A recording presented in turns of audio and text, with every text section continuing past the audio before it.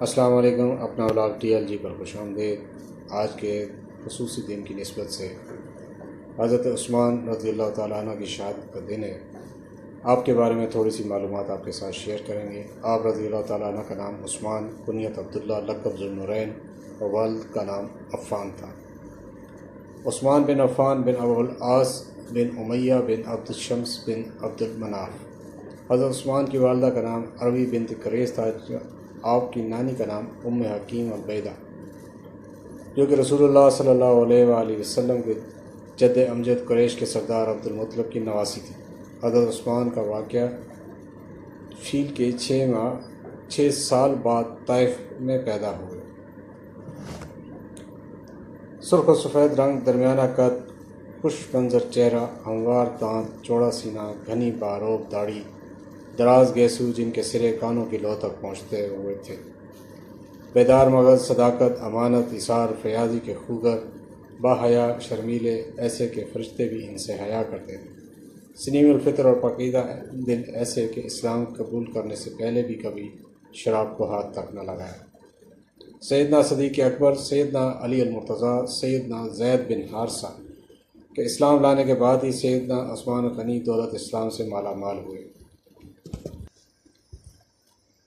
آپ سابقین اور اولین میں سے ہیں. جب آپ کے چچا حکم بن ابی عاص کو ان کے مسلمان ہونے کا پتہ چلا تو ان کو پکڑ کر باندھ دیا اور چلاتے ہوئے کہنے لگے کہ جب تک تو اپنے آباء و اجداد کے دین کی طرف واپس نہیں آئے گا میں تجھے نہیں چھوڑوں گا. جب اس نے دیکھا کہ میرا بھتیجا اپنی دھن کا بڑا پکا ہے، اس کے پائے استقلال میں ذرا بھر بھی جنبش نہیں آئی، تو اس نے چھوڑ دی. حضرت عثمان نے جب دیکھا کہ ان گھٹن حالات میں جینا مشکل ہو گیا ہے تو رحمت دو عالم صلی اللہ علیہ وآلہ وسلم کی اجازت سے اپنی اہلیہ حضرت رقیہ رضی اللہ تعالی عنہ بنت محمد صلی اللہ علیہ وآلہ وسلم کو ہمراہ لے کر حبشہ کی جانب ہجرت کر گئے. اس طرح ہجرت کرنے والے پہلے مسلمان ہوئے.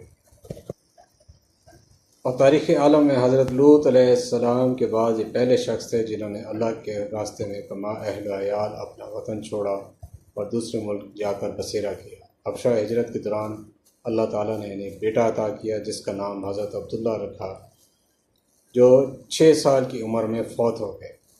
حبشہ کی یہ خبر پہنچی تو مکہ کے اکثر لوگ مسلمان ہو گئے ہیں اور حالات سازگار ہو گئے ہیں. یہ خبر سن کر حضرت عثمان بھی واپس مکہ پہنچے تو پتہ چلا کہ یہ خبر غلط تھی.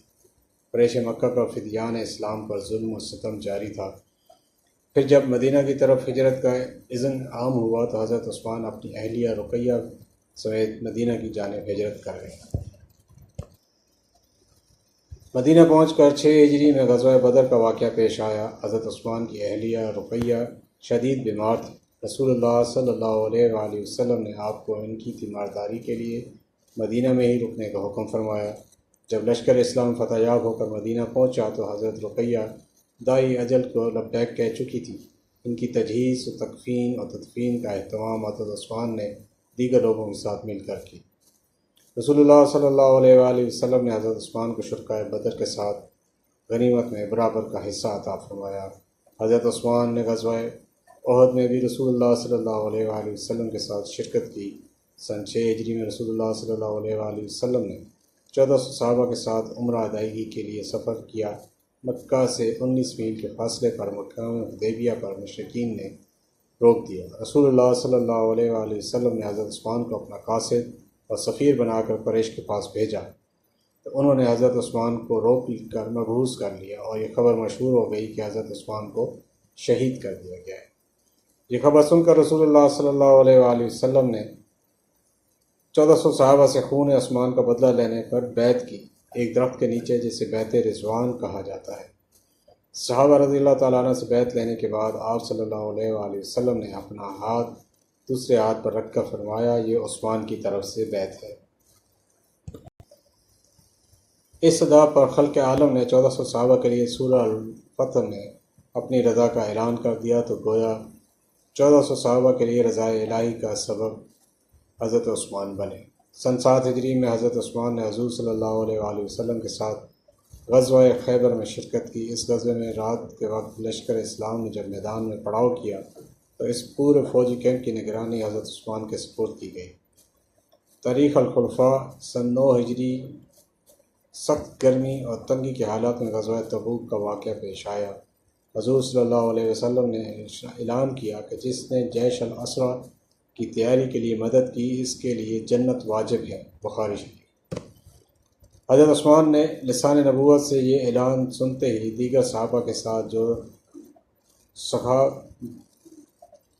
حیرت انگیز کارنامہ سر انجام دیتے ہوئے 1000 اونٹ، 70 گھوڑے، 70,000 درہم، 700 اوقیہ چاندی، 1000 دینار نقد اور کافی تعداد میں اللہ خدمت اقدس میں پیش کیا۔ نبی کریم صلی اللہ علیہ وآلہ وسلم نے حضرت عثمان کا یہ کارنامہ دیکھ کر انتہائی خوشی میں فرمایا، اے عثمان، اللہ تیری پوشیدہ، اعلانیہ اور قیامت تک ہونے والی خطاؤں کو معاف فرمائے۔ پھر ارشاد فرمایا، آج کے بعد کوئی عمل بھی عثمان کو نقصان نہیں دے گا۔ مسند احمد۔ حضرت ابو ہریرہ رضی اللہ تعالیٰ عنہ فرماتے ہیں کہ حضرت عثمان نے رسول اللہ صلی اللہ علیہ وآلہ وسلم سے 2 مرتبہ جنت کا سودا کیا، ایک مرتبہ غزوہ تبوک کے موقع پر مالی مدد کر کے اور دوسری مرتبہ مشہور کنواں خرید کر مسلمانوں کے لیے وقف کر کے۔ حضرت عمر رضی اللہ تعالیٰ عنہ کی شہادت کے تیسرے دن 4 محرم سن 24 ہجری کو حضرت عثمان اہل رائے کے مشورے سے خلیفہ منتخب ہوئے۔ آپ رضی اللہ تعالیٰ عنہ نے 12 دن کم 12 سال خلافت کی۔ آپ کے زمانہ خلافت میں اسلامی سلطنت 44 لاکھ مربع میل کے وسیع رقبے پر پھیلی ہوئی تھی۔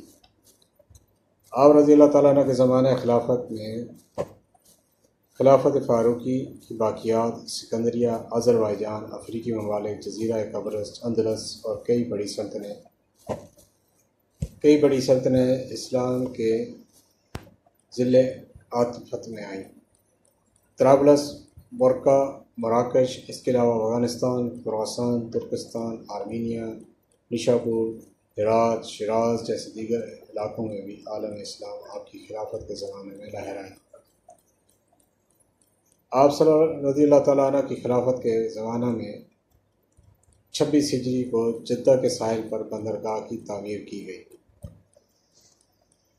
حضرت عثمان عشرہ مبشرہ میں سے ہیں، مسلمانوں کے تیسرے خلیفہ ہیں۔ آپ نے اپنے زمانہ خلافت میں لوگوں کی جاگیریں مقرر فرمائیں، چراگاہیں قائم فرمائیں، مساجد میں خوشبو جلانے اور جمعہ کی اذان اول کا حکم فرمایا، مزنوں کی تنخواہیں مقرر کی۔ حضرت عثمان نے تاریخ اسلام میں سب سے پہلے پہری فوج قائم کرنے کا اعزاز حاصل کیا۔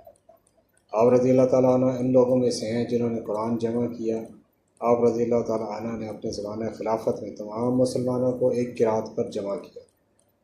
حضرت آدم سے لے کر آج تک حضرت عثمان ہی وہ واحد شخص ہیں جن کے نکاح میں کسی نبی کی 2 بیٹیاں یکے بعد دیگرے آئیں۔ اسلامی تاریخ میں شہادت عثمان کی مظلومیت سے زیادہ کسی شخص کی مظلومیت نظر نہیں آتی۔ حضرت عثمان مصر کے بلوائیوں کے ہاتھوں 40 دن بھوک پیاس کے بعد جوار رسول صلی اللہ علیہ وآلہ وسلم میں ذبح کر دیے گئے۔ آپ کی لاش 3 دن تک بغور کفن پڑی رہی۔ بلوائیوں نے آپ کے جنازے پر پتھر مارے، آپ کو جنت البقیع میں دفن کیا۔ حضرت عثمان کی مظلومانہ شہادت کے بعد اسلام پر اندھیرا چھا گیا۔ مسلمانوں کی تلواریں میدان سے باہر نکل آئیں۔ حضرت عثمان جمعہ کے روز 18 ذی الحج سن 35 ہجری میں مدینہ میں شہید ہوئے۔ آپ کے خون کا پہلا قطرہ قرآن پاک پر گرا۔ شہادت عثمان سے شمع نبوت کی ایک اور کرن بجھ گئی۔ ماحول میں تاریکی چھا گئی، غم کے پہاڑ ٹوٹ گئے۔ مسلمانوں، یہ ہے مظلومیت کی شہادت، یہ ہے ظلم و ستم کی انتہا، یہ ہے مجبوری و بے بسی کی رقت امیز کیفیت، یہ ہے قوم کی جانب سے احسان فراموشی کا عبرتناک منظر۔ اللہ سبحانہ و تعالیٰ حضرت عثمان کی لہت مبارک پر اپنی رحمت نازل فرمائے۔ آمین آمین یا رب العالمین۔ خلفائے راشدین کے واقعات، صحابہ کرام کے واقعات، اسلامی تاریخ اکثر و بیشتر خود بھی پڑھا کریں، اپنے بچوں کو بھی پڑھائیں تاکہ آنے والی نسلیں ان معلومات سے آگاہ رہیں۔ آپ کے قیمتی ٹائم کا بہت شکریہ۔ اپنا ولاگ